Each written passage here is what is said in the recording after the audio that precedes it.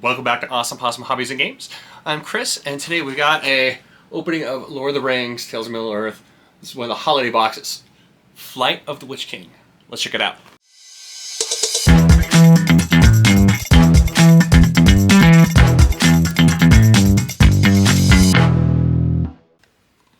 So here is Flight of the Witch King for Lord of the Rings, Tales of Middle-earth holiday gift box. It includes 6 cards, that create this larger image, 3 set booster cards, and 6 art cards, and a display easel. The display easel is kind of a garbage thing, but let's go ahead and check out what the contents of the box is.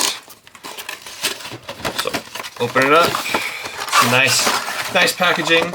Here's what the image is supposed to look like on the outside, and then a place for you to be able to put all your cards once you've gone through and open them up. Little spaces to be able to put them in. I don't know if it's going to be a very good fit. I probably would not recommend putting them in there and just using that as your display, because that's kind of a chintzy. Here's cards along with 2 cardboard cutouts of inserts. If you have deck boxes, these are always useful, or if you go through and sort your cards into long boxes, these are fantastic for dividing up the different things. But let's go ahead and see what's inside the box, the actual product. There's those products, and then 3 set booster packs. I'll go ahead and open those up afterwards, but let's go ahead and look at the art cards first. They're in wax paper, so they're easy to open. Doesn't look like they'll go through and have any issues. So each of those art cards will line up to create your image of what is going on there. So there you go. Flight of the Witch King, all of the actual art pieces. Let's go ahead and open up the individual cards and go over them. So here are the pricing for the cards currently at the time of making the video. Call Forth the Tempest is $3.89. Nazgul Battle Mace is $7.16. Witch King Sky Scourge is $1.41. Mordor on the March is 47 cents. Fell Beast of Mordor is 40 cents. And Minas Morgul Dark Fortress is $3.50. And of course, set booster packs from the set that was released last summer is at $6 each, so the grand total is $32.83, and the current price you could find these online with shipping and handling is about $32. So it's a reasonable price. You'll get what you pay for, except of course you don't know what's in those set boosters. Right now, the price of these Universes Beyond gift sets range in value between $25 and $35. Some of the value is going to be different than others. I'll create a graphic and list it afterwards. Call Forth the Tempest. These are cool full art cards, but as anyone knows that has Wizards products, full art cards or any kind of foil cards, you're going to have these Pringle effects, which is not fun, especially if you're a player. Going through and sleeving them, putting them on inside of a really heavy book for a period of time might help some. I'm fortunate here to be here in Colorado where it's nice and dry, so you don't get as much of the pringling effect, but it's still going to be noticeable. So, and then also you'll see here that some of the cards, because Wizards seems to have some of the not as good standards these days, you're going to have some issues with the actual cutting of the cards. Overall, they're not horrible, but, that's kind of discouraging when you open it up and it's really curled. So Call Forth the Tempest. This is a cool card. For 3 red, 5 colorless sorcery, Cascade. Cascade, when you cast a spell, exile cards from the top of your library until you exile a non-land card that costs less. You may cast it without paying its mana cost. Put the exile cards on the battlefield, or exile cards on the bottom of your library in a random order. Then do it again. Call Forth the Tempest deals damage equal to the creature, to each creature your opponents control, equal to the total mana value of other spells that you've cast this turn. So those Cascade they're considered to be cast. So if you go through and you do a 6 and then another 6, that's going to be 12 points of damage to all your opponent's cards. Just for 8 mana, that's never bad. And then on top of that, you get some extra cards in play. Of course, there's a chance that you could flip over a 1 and a 3, or 1 and a 1, or a 1 and even a 0. But still, you get an extra couple cards in play, which is never a bad thing. It gets kind of expensive, though, with 8. Nazgul Battle Mace. 5 cost artifact equipment. Equipped creature has Menace, Death Touch, Annihilator 1, and whenever an opponent sacrifices a non-token permanent, you put that card into the battlefield under your control unless that player loses 3 life. So whenever a creature with Annihilator 1 attacks, the defending player sacrifices a permanent, and the cost to equip it is only 3 colorless mana. So that's kind of fun. Witch King Sky Scourge. 1 red, 1 black, 5 colorless, legendary creature. Wraith Noble. Flying. Whenever you attack with 1 or more race, exile the top X cards of your library, where X is in total power. You may play those cards this turn, and it has Undying. Undying is when this creature dies, if it had no +1/+1 counters on it, return to the battlefield under its owner's control with a +1/+1 counter on it. Mortar on the March. 1 red, 1 black, 3 colorless. Exile a creature card from your graveyard. Create a token, and it's a copy of it. It gains haste until end of turn. Exile at the beginning of your next end step. And then on top of that, the kicker on top of it, not really a kicker, but Storm. So whenever you cast a spell, copy it for each spell cast before it this turn. So if you happen to have, 8 plus 5 mana, 13 mana in play, you might be able to do a lot of creatures from your graveyard come into play, or they're not come into play. You create tokens and deal some damage. Fell Beast of Mordor. 2 black, 2 colorless creature, flying, Devour 1. Whenever Fell Beast of Mordor enters the battlefield or attacks, target opponent loses X life, and you gain X life, where X is a number of +1/+1 counters on it. That's a Drake Beast. And then another land.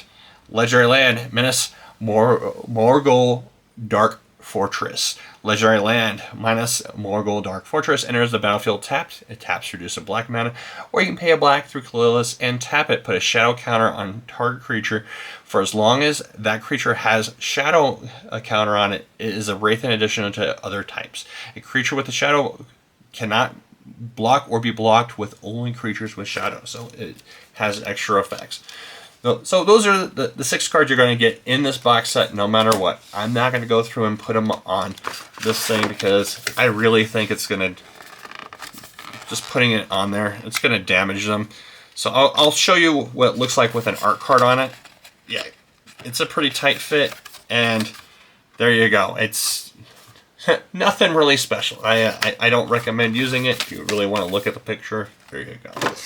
Let's go ahead and put those aside and open up these 3 booster packs to see if we got anything worthwhile. These are, of course, the Universes Beyond. These are the original booster packs that we were able to buy back in last July or June. There's the art card, Plains, Shower of Arrows. Just going to go through these real quick. Stop on any rares. There's a rare, a mythic, and a foil. And it's a set booster, so there's a set card. Let's go through and talk about Sermon of Many Colors. 1 black, 1 blue, 1 white, 3 colorless, 5/4 ward. Discard an enchantment. In order to target it, you have to discard an enchantment, instant, or sorcery card. Whenever you cast your second spell each turn, each opponent mills 2 cards. Whenever 1 or more cards are milled this way, exile target enchantment, instant, or sorcery card worth equal or lesser mana value than that spell from an opponent's graveyard. Copy the exiled card. You may cast the copy without paying this mana cost. Wow. So it gets a lot of extra value just by playing your second spell every turn. So pay the cheap ones first, and then the second spell, try to go big or go home, because then you're able to go through and get extra spells. Second one is Sardak, Master of Buckland. 1 white, 3 colorless, 2/4 legendary creature, halfling citizen. Whenever Sardak, Master of the Buckland, or another non-token creature enters the battlefield with 2 or less power, create a 1/1 white halfling creature token. So it's great. Whenever you play a small halfling, you get pretty much another 1/1 halfling. Tap 2 other untap halflings you control. Sarlacc gets +2/+0 and gains lifelink till end of turn. Interesting card. I don't know if it's going to go in my halfling deck, but it's a fun little card. Let's go on to the next pack. Remember, these packs are range in price somewhere between $4 and $6, depending on where you end up buying them. Nice little art card there. First, I'm just going to stop at the rares or greater. Frodo Sauron's Bane, 1 white. It's a 1/2 legendary creature, halfling citizen for a white or black, white or black. If Frodo Sauron's Sauron's Bane is a citizen, it becomes a halfling scout with a base and toughness of 2/3 and lifelink. And then you can pay 3 black. If Frodo is a scout, it becomes a halfling rogue with whenever this creature deals combat damage to a player, that player loses the game if the ring has tempted you 4 or more times this game. Otherwise, the ring tempts you. So if you have lots of black mana, wow, you can go through and just make it so your opponent can't block it, and then it's just going to kill them straight up. All you have to do is do it 4 times, and Frodo can win you some games. Next pack, another art card. We'll just stop in the rares or greater.